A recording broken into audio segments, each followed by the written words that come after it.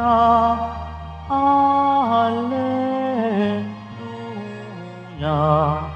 Alleluia,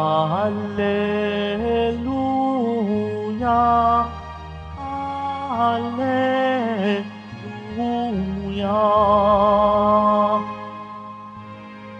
Incline my heart, O God, to your decrees, and favor me with your law. Alleluia, Alleluia,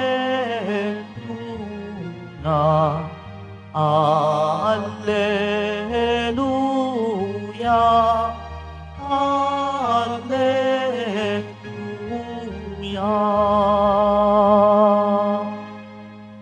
The Lord be with you. And with your spirit. A proclamation from the Holy Gospel according to Matthew. Glory to you, O Lord. Jesus said to his disciples, "You have heard it was said to your ancestors, 'Do not take a false oath, but make good to the Lord all that you vow.' But I say to you, do not swear at all, not by heaven, for it is God's throne, nor by the earth, for it is his footstool, nor by Jerusalem, for it is the city of the great King. Do not swear by your head, for you cannot make a single hair white or black. Let your yes mean yes, and your no means no. Anything more is from the evil one."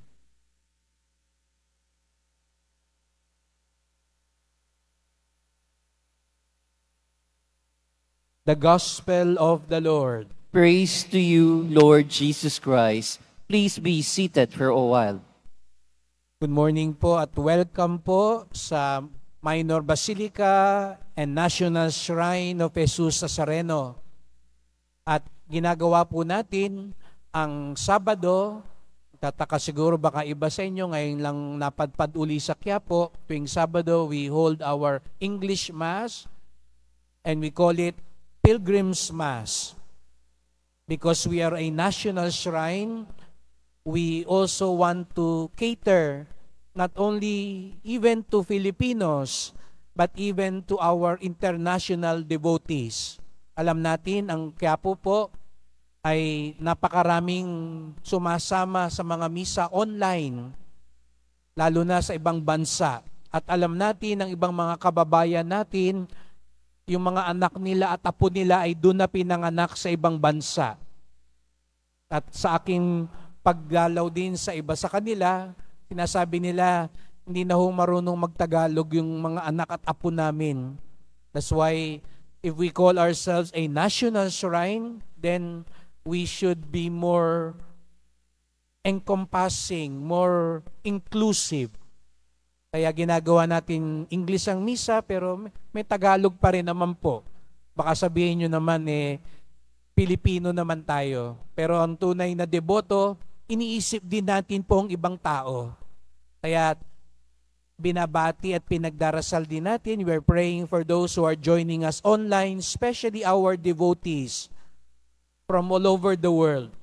At saan man tayo naroon, nasa Quiapo man tayo, nasa Middle East, nasa Amerika, tayong lahat ay narito sapagkat tinawag tayo ng Diyos, mahal tayo ng Diyos.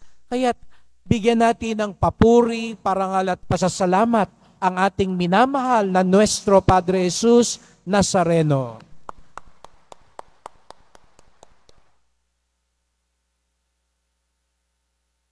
Ang dambana ni Jesus Nazareno ay tahanan ng bawat Pilipino, tahanan ng deboto at disipulo. Devotee. Nung tinitingnan ko po ang salin ng deboto, devoto ay pwede rin palang mamamanata, namamanata. Kaya nga siguro iba sa inyo, narito ngayon, namamanata kayo. Yung iba kahapon, nagpunta rito, lalo na tuwing Biyernes, namamanata. Sapagkat para sa atin, ang deboto ay namamanata. Kaya nga ginawa nating Pilgrim's Mass ang Sabado. Yung iba kasi sa inyo hindi makapunta rito pag Biyernes dahil may trabaho, dahil galing pa sa mga malalayong lugar. Kaya ngayon kayo nagpupunta. At alam ko mamaya pagbaba ko, lalapit sa akin yung may birthday, wedding anniversary, yung nakapasa sa board, natanggap sa trabaho, nabigyan na ng visa, nagpapasalamat, namamanata. Kaya sana nga tuloy pa rin. Minsan kasi pag nasagot na ang dasal, nakalimutan na ang panata. Pag maayos na ang buhay, naiwanan na ang panata. But what does it mean to really be a devotee? To be a namamanata. There is a saying, talk is cheap. Listening is more expensive. Actions are priceless. Talk, words are cheap. Napakadali raw magsalita. Murang-mura ang magsalita. Libre nga ang magsalita. Kaya nga iba sa atin, madaling magsalita. Mabilis magsalita. We could easily say to one, I love you. Kaya pag baka may nagsisimbang nanliligaw dito, no? Nagliligawan, dinala mo pa dito sa Quiapo. At sasabihin mo pa, yan sa harap ng Nazareno, sinasabi ko, ikaw lang ang mahal ko. Ikaw lang ang pakamamahalin ko. Tapos mamaya magpo-post, yes to divorce. Pwede naman maghiwalay. Hindi dapat panghabang buhay. Talk is cheap.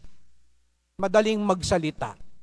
Kaya nga, sinabi ng Poong Nazareno ngayon sa Ebanghelyo, kung oo, oo. Kung hindi, hindi. Huwag ka nang magpalabok pa. Yung palabok nandun lang sa kinta. Wala sa salita natin.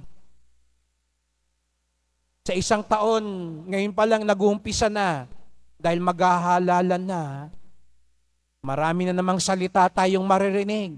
Maraming mga pangako. Ipapangako pati langit sa atin. Tandaan natin, talk is cheap. Words are cheap. At sa mata ng Nazareno, walang halaga po yun. Dahil madaling magsalita.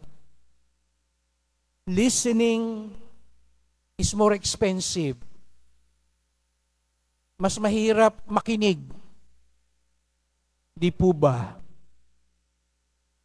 Pansinin nyo lang po pag nagkakape kayo o kumakain kayong magkakasama, kanya-kanyang bidahan.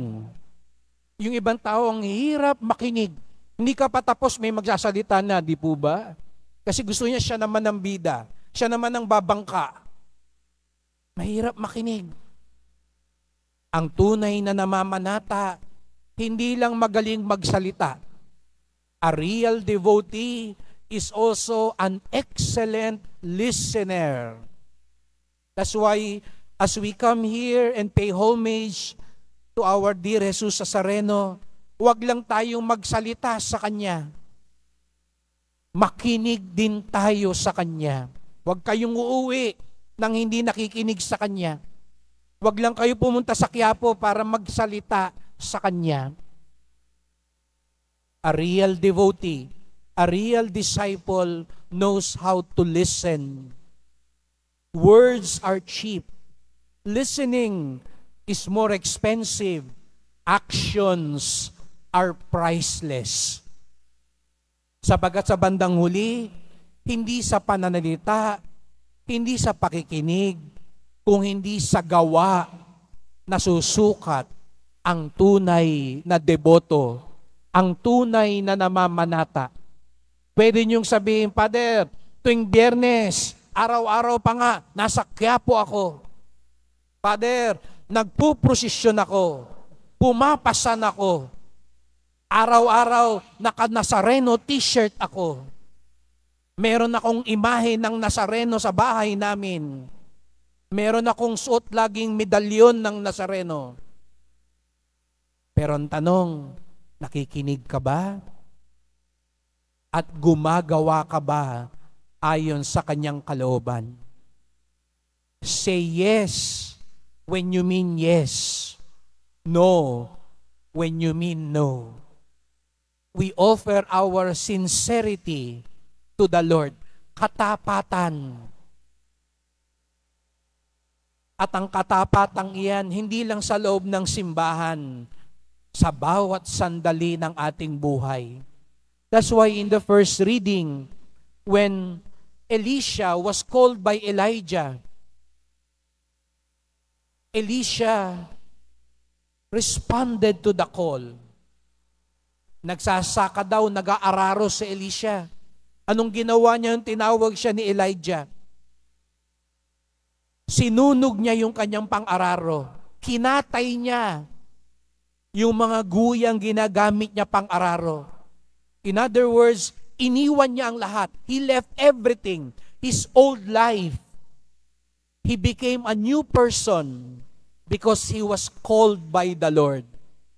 A true devotee always becomes a new person, a changed person.